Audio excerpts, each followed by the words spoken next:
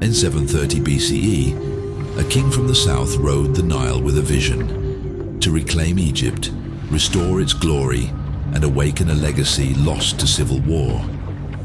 This is not the Egypt you've heard about.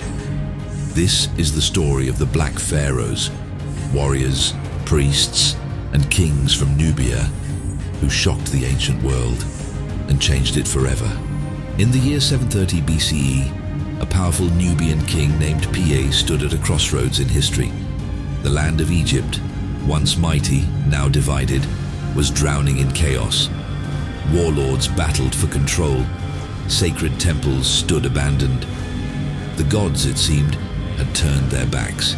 But Piye believed Egypt could be saved, not by negotiation but by conquest.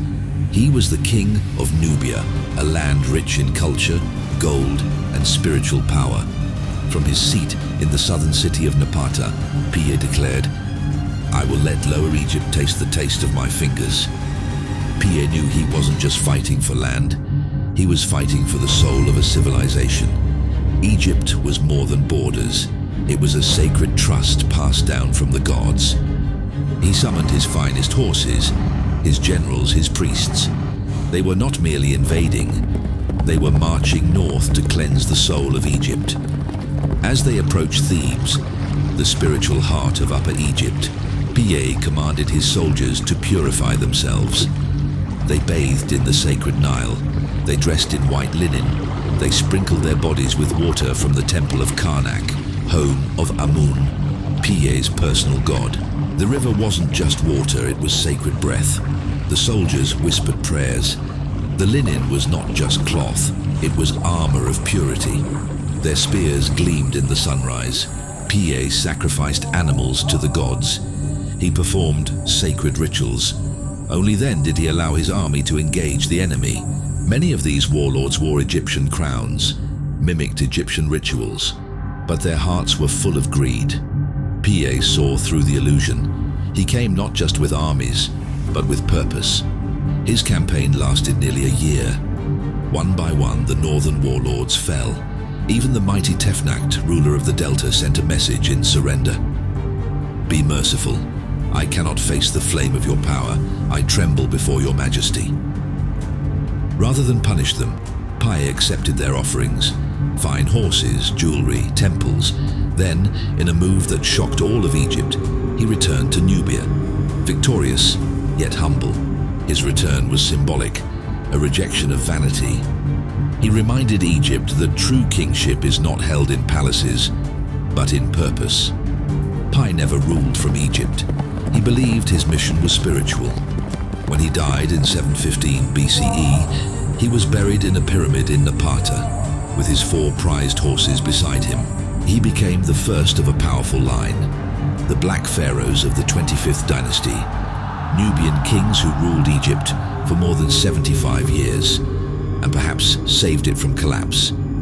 Their empire stretched from Khartoum in modern-day Sudan to the Mediterranean Sea. They built monuments, they revived temples, they protected Egypt from Assyrian invasions. Some believe they even saved Jerusalem from destruction. Yet for centuries, the world ignored them. Their statues vanished, their names were erased. History books called them outsiders, forgetting that Nubia had shared Nile civilization with Egypt for over 2,500 years. Today, Sudan has more pyramids than Egypt. The ruins of Napata, Nuri, and Meroe whisper the story of a forgotten empire. Napata, Piye's city, wasn't a backwater. It was a spiritual powerhouse. Temples carved into stone, pyramids touching the sky, and priests who memorized the ancient hymns of Ra and Amun.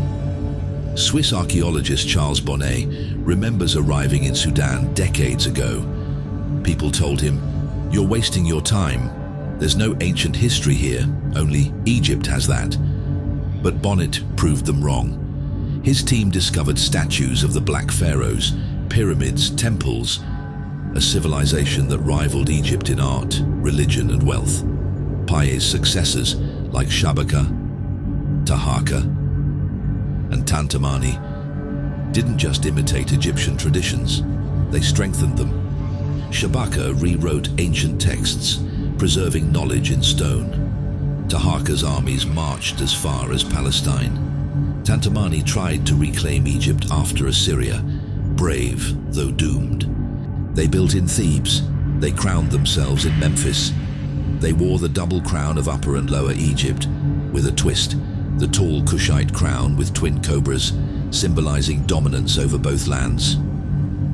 Taharqa, perhaps the most famous, ruled during a golden age. He defended Egypt from Assyria. He funded monumental architecture in Karnak and Luxor, and he embraced Egyptian religion so deeply that some priests said the Nubians were more faithful than the Egyptians themselves.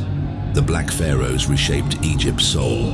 They revitalized the cult of Amun, not just as a god, but as a divine force that united nations. Under their rule, temples in Napata rivaled those in Thebes. Art and architecture blended Egyptian and Nubian styles. Powerful statues with distinctly African features, murals rich with desert ochres and deep blues. They also redefined leadership, merging warrior strength with spiritual duty. Piye, the founder, began every military campaign not with a sword, but with a prayer. And even in retreat, they carried Egyptian traditions south, seeding a new era of Nubian culture that would thrive for centuries. Today, their pyramids still rise in the sands of Sudan, smaller than Giza's but no less proud. Their story is no longer a footnote. It's a reminder that black kings once ruled Egypt, not as invaders, but as restorers of its spirit. But nothing lasts forever. Eventually, Assyrian forces overwhelmed Egypt. The 25th dynasty collapsed. Nubian rulers retreated south, leaving behind a legacy carved in stone, buried in sand. For years, their story remained buried too. Why? Because global historians worshipped the glory of Egypt and ignored its African roots, because the idea of powerful black kings ruling the Nile didn't fit their narrative. But history is changing. Why were they erased?